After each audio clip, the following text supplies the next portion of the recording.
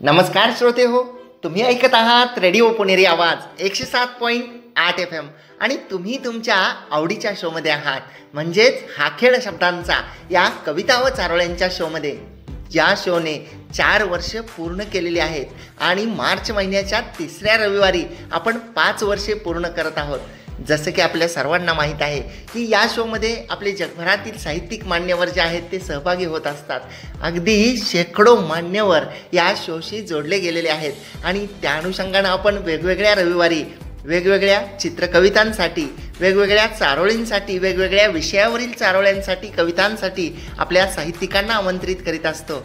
खरं सांगायचं तर शोची पोस्ट ही थोडीशी मी उशिरा पाठवली होती, म्हणजे काल शनिवारी जी आहे ती रात्री उशिरा पोस्ट पाठवलेली होती. तरीसुद्धा आपल्या जगभरातील मान्यवरांनी अगदी कमी वेळेमध्ये भरभरून असा प्रतिसाद दिलेला आहे. आणि आजच्या शोला विषयाचं बंधन नव्हतं. आपण आपल्या आवडीची जी रचना आहे ती आवडीची रचना आपण पोस्ट करू शकत होतात. त्यामुळे प्रत्येकाने आपल्याला स्वतःला आवडणारी खूप सुंदर सुंदर जी शब्द आहेत त्यांचे ते पाठवलेले होते. आणि एकापेक्षा एक सरस अशा रचना ज्या आहेत त्या आजच्या शोमध्ये आलेल्या आहेत. त्यामुळे जास्त विलंब न लावता आपण आपल्या आजच्या शोकडे वळूयात. चला तर मग ठाव घेऊया हळव्या मनांचा. चला तर मग ठाव घेऊया हळव्या मनांचा, आनंद घेऊया जीवनातल्या प्रत्येक क्षणांचा. चला तर मग ठाव घेऊया हळव्या मनांचा, आनंद घेऊया जीवनातल्या प्रत्येक क्षणांचा. काही तुमचे काही माझे गुंफून शब्द मोती, काही तुमचे काही माझे गुंफून शब्द मोती. सजवूया हा खेळ शब्दांचा, सजवूया हा खेळ शब्दांचा. तर येणाऱ्या 1.5 तासामध्ये आपण आपल्या साहित्यिकांच्या अप्रतिम आणि सुंदर अशा रचनांचा आस्वाद घेणार आहोत. तर आजच्या शोची सुरुवात मी माझ्या एका चारोळीने करतोय. मी माझ्या चारोळीमध्ये लिहिले की माणसांच्या गर्दीत माणसांचे रंग पाहिले, माणसांच्या गर्दीत माणसांचे रंग पाहिले, जगण्याच्या धावपळीत जगण्याचे ढंग पाहिले. माणसांच्या गर्दीत माणसांचे रंग पाहिले, जगण्याच्या धावपळीत जगण्याचे ढंग पाहिले. निस्वार्थी राहिल्यावर आपण सर्वांसोबत, निस्वार्थी राहिल्यावर आपण सर्वांसोबत. जीवनात वाजताना मी सुरेल मृदगंध पाहिले, जीवनात वाजताना मी सुरेल मृदगंध पाहिले, सुरेल मृदगंध पाहिले. तर निस्वार्थी जर आपण राहिलं तर जीवनामध्ये निश्चितपणे मृदगंध जे आहेत ते वाजतात. या अनुषंगानेची ही माझी रचना होती आणि आपण आपल्या आजच्या शोमधल्या पहिल्या रचनेकडे वळतोय. आणि त्या पहिल्या रचनेमध्ये बाबू घाडीगावकर सरांनी लिहिलंय जालगाव दापोली येथून. बाबू घाडीगावकर सर लिहित आहेत जालगाव दापोली येथून की दान द्यावे गरजवंता मात्र डंका काय कामा. दान द्यावे गरजवंता मात्र डंका काय कामा. दान द्यावे हात द्यावा, दान द्यावे हात द्यावा, मैत्र ऐसे येत कामा, मैत्र ऐसे येत कामा. वाह. आणि खरंच की गरजवंतांना दान देताना डंका पिटू नये आणि एकमेकांना दान द्यावे. एकमेकांना मदतीचा हात जर आपण दिला तर तीच मैत्री आपल्या कामाला येते. असं अप्रतिम असं शब्दांकन सरांच्या या रचनेमध्ये होतं. आणि खरं आहे ना श्रोते हो, खूप वेळा आपण पाहतो की आपण जेव्हा इतरांसाठी काही करतो तर त्याचे खूप मोठे डंके पिटवले जातात. मी हे केलं, मी ते केलं, मी अमुक आहे, मी तमुक आहे. या सर्व गोष्टींमुळं माणसामध्ये अहंकार वाढतो. माणूस जो आहे तो अगदी इगो त्याला खूप वाढत जातो आणि त्यामुळे त्याच्यापासून माणसंही दुरावतात.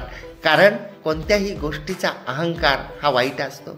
समोरची व्यक्ती जर परिस्थितीमुळे, प्रेमामुळे किंवा एक मनामध्ये आदर आहे म्हणून जरी आपल्यासोबत असली तरी दरवेळी त्याच्यावर आपल्या अहंकाराचं ओझं जर आपण लादत गेलो तर ती व्यक्ती मनाने दूर जाते.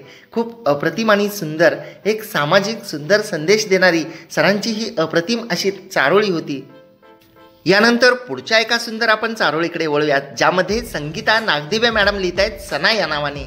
संगीता नागदिवे मॅडम यांनी सना या नावाने एक सुंदर अशी चारोळी पाठवली आहे, ज्यामध्ये मॅडम लिहित आहेत की कुडकुडणाऱ्या थंडीत झेंडूची फुले शेतकऱ्यांनी पहाटे विक्रीला आणली. कुडकुडणाऱ्या थंडीत झेंडूची फुले शेतकऱ्यांनी पहाटे विक्रीला आणली. व्यापाऱ्यांनी मात्र कमी दरात विकत घेऊन, व्यापाऱ्यांनी मात्र कमी दरात विकत घेऊन बळीराजाच्या झेंडूची फुले अश्रूंनी भिजवली. बळीराजाच्या झेंडूची फुले अश्रूंनी भिजवली. तर एक शेतकऱ्याची व्यथा मांडणारी, खूप अप्रतिम आणि सुंदर असे भाव मांडणारी, याबरोबरच यातून एक संदेशसुद्धा देणारी मॅडमची ही सुंदर अशी चारोळी होती. आणि शेतकऱ्यांच्या मालाला जेव्हा भाव मिळत नाही, काबाड कष्ट करून, आपल्या सर्वांना माहीत आहे की महाराष्ट्राच्या अनेक भागामध्ये रात्री शेतीसाठी लाईट येते आणि तो शेतकरी राजा रात्री ऊन, वारा, पाऊस, थंडी याचा विचार न करता तो आपल्या पिकांना पाणी देण्यासाठी रात्री अपरात्री जातो. तो शेतामध्ये फिरतो. त्या ठिकाणी साप, विंचू, काटा या सर्वांचं भय असतं.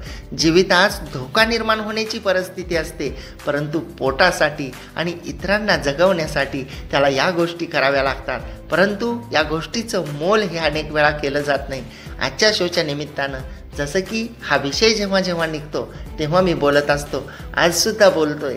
सर्वांना माझी नम्र विनंती आहे की शेतकऱ्याच्या मालाचा भाव करू नका. 5 रुपये 10 रुपये याने तुमच्या जीवनामध्ये काही फरक पडणार नाही. आपण ऑनलाईन मागवतो, आपण मॉलमध्ये खरेदी करतो, त्यावेळी मात्र आपण भाव बघत नाही. परंतु जेव्हा जेव्हा आपण शेतकऱ्याचा माल घेतो तेव्हा मात्र त्या ठिकाणी आपण मोल करतो. तर शेतकऱ्याच्या कष्टाचं, त्याच्या घामाचं कधीच मोल करू नका. खूप अप्रतिम सुंदर अशी ही चारोळी होती. आणि या सुंदर अशा चारोळीनंतर पुढच्या एका कवितेमध्ये अरविंद कुलकर्णी सर लिहित आहेत मलकापूर येथून.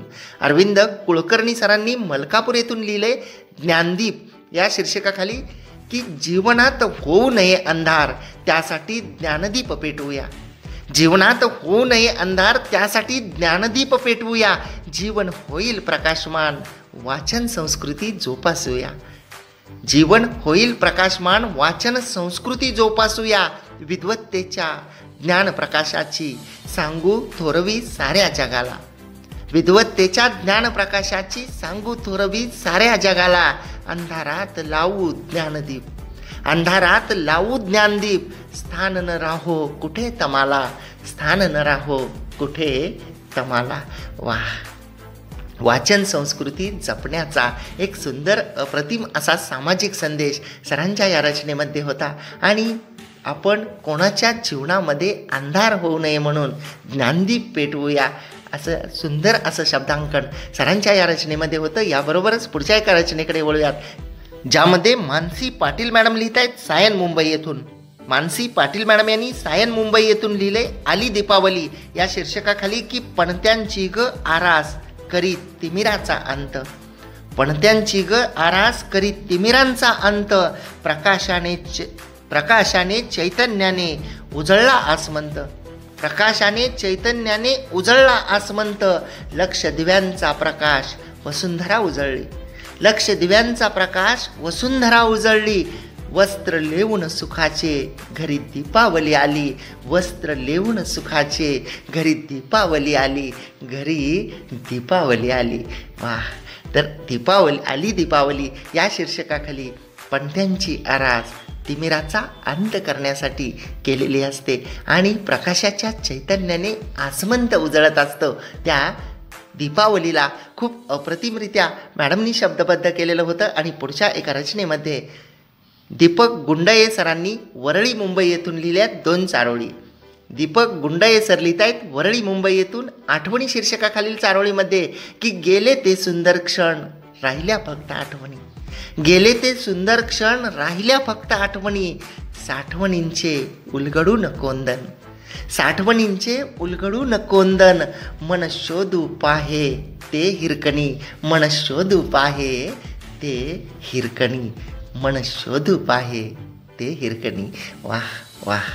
खरंच की सुंदर क्षण गेले आणि उरल्या त्या फक्त आठवणी. आणि त्या आठवणींना सरांनी शब्दबद्ध केलेलं होतं. दुसऱ्या चारोळीमध्ये सर लिहित आहेत आत्मविश्वास या शीर्षकाखाली की आत्मविश्वासाचे पंख लेवूनी घ्यावी भरारी उंच या जीवनी. आत्मविश्वासाचे पंख लेवूनी घ्यावी भरारी उंच या जीवनी. भटकावे मुक्त स्वच्छंद होऊनी. भटकावे मुक्त स्वच्छंद होऊनी. जसे विहरती विहंग हे गगनी. भटकावे मुक्त स्वच्छंद होऊनी. जसे विहरती विहंग हे गगनी, विहंग हे गगनी. आणि ज्याला आत्मविश्वासाचे पंख असतात त्याला नभामध्ये भरारी घेण्यापासून कोणीच रोखू शकत नाही. खूप वेळा आपण पाहतो की आपल्या स्वतःच्याच मनामध्ये न्यूनगंड असतो. छोट्या छोट्या प्रसंगाने आपण हताश होतो, छोट्या छोट्या प्रसंगाने आपण निराश होतो. छोट्या छोट्या प्रसंगांमुळे आपल्याला असं वाटतं की मला हे जमणार नाही, मला हे शक्य नाही, मी हे करू शकत नाही. आणि खूप साऱ्या गोष्टी असतात ज्या आपण करू शकत असतो. अनेक लोक असतात आपल्या अवतीभोवती असतात, ते नकारात्मक असतात, ते कायम आपल्या शब्दाला, आपल्या परिस्थितीबद्दल बोलत असतात, ते नकारात्मक बोलत असतात, ते आपलं वाईट चिंतत असतात. त्यांना आपली प्रगतीसुद्धा पाहवत नसते. परंतु आपण त्यांचा विचार न करता त्यांना सिद्ध करून दाखवणं हे खूप गरजेचं असतं. कारण खूप वेळा परिस्थिती ही तुम्हाला सकारात्मक होईल, सकारात्मक राहील असं कधीही नसतं. नकारात्मक परिस्थिती ही येणार, अवतीभोवती लोक नकारात्मक येणार. तुम्ही तुमच्या मनाला खंबीर केलं पाहिजे, तुम्ही स्वतःला एक सकारात्मकतेकडे नेलं पाहिजे. दुःख, संकट, प्रॉब्लेम्स, वेदना या सर्व गोष्टी ज्या आहेत या प्रत्येकाच्या आयुष्यामध्ये आहेत, परंतु त्यावर मात करता आली पाहिजे. दुःख झाल्यावर त्याला गोंजारत बसणं हे कधीही गैर असतं. नुकसान झाल्यावर त्याला उघाळत बसणं हे गैर असतं. आणि स्वतःला सिद्ध करून दाखवण्यासाठी जे लोक आपल्या अवतीभोवती असतात, जे नकारात्मक वातावरण निर्माण करतात, त्यांना आपण सिद्ध करून दाखवणं गरजेचं असतं. आपलं कर्तृत्व सिद्ध करून दाखवणं गरजेचं असतं. आणि त्यासाठी आपल्याला आत्मविश्वासाचे पंख असणं हे खूप गरजेचं असतं. खूप अप्रतिम, सुंदर, प्रेरणादायी अशा ही चारोळी होती. आणि या सुंदर अशा चारोळीनंतर पुढच्या एका रचनेकडे वळूयात, ज्या अप्रतिम अशा रचनेमध्ये जगन्नाथ र जाधव एसगावकर सर लिहित आहेत, खुलताबाद, जिल्हा छत्रपती संभाजीनगर येथून. जगन्नाथ र जाधव सर एसगावकर, तालुका खुलताबाद, जिल्हा छत्रपती संभाजीनगर येथून मैत्री या शीर्षकाखाली की नको धनसंपत्ती भंडार, हवी तुझी मैत्री जीवनभर.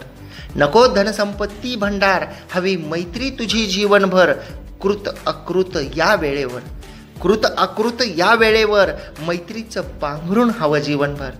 मैत्रीचं पांघरून हवं जीवनभर. आत्मविश्वासाचा हा पहारेदार, आत्मविश्वासाचा हा पहारेदार.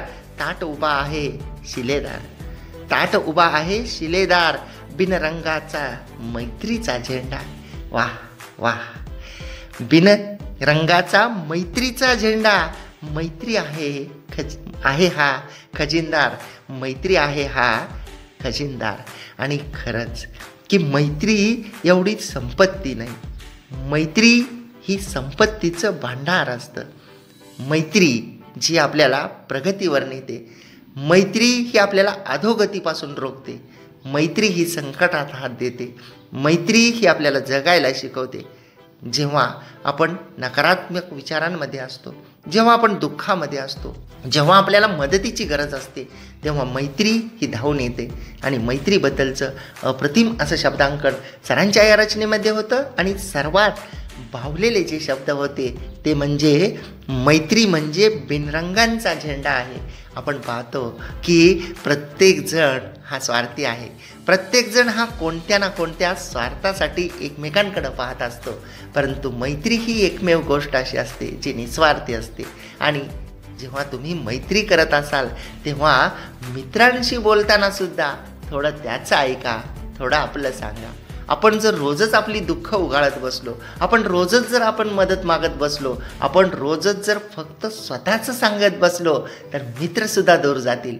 कारण दुःख कोणाला नको आहे, प्रत्येकाला हवा आहे तो आनंद, प्रत्येकाला हवा आहे ते सुख. म्हणून आपण आपली दुःख ही खूप कमी प्रमाणामध्ये इतरांपाशी सांगितली पाहिजेत. कारण खूप वेळा आपण दुःख जेव्हा इतरांना सांगतो तेव्हा त्यातून सोल्युशन निघण्याऐवजी, त्यातून मार्ग निघण्याऐवजी त्या दुःखांचे कॉम्प्लिकेशन्स वाढत जातात, त्या वेदनांचे कॉम्प्लिकेशन्स वाढत जातात. त्यामुळे ते किती सांगावे, कोणाला सांगावे या गोष्टी खूप मॅटर करतात. आणि जसं की सरांनी म्हटलं आहे की मैत्री हा बिनरंगांचा झेंडा आहे, तर या बिनरंगांचा झेंडा जो आहे तो आपण फडकवत ठेवूया आणि आनंदी राहूया. तुमच्या आवडीच्या शोमध्ये म्हणजेच हा खेळ शब्दांचा या कविता व चारोळ्यांच्या शोमध्ये तुम्ही माझ्यासोबत आहात आणि तुम्ही ऐकत आहात तुमचा आवडता FM म्हणजेच रेडिओ पुणेरी आवाज 107.8 FM. आनंदी रहा, आनंद लुटा.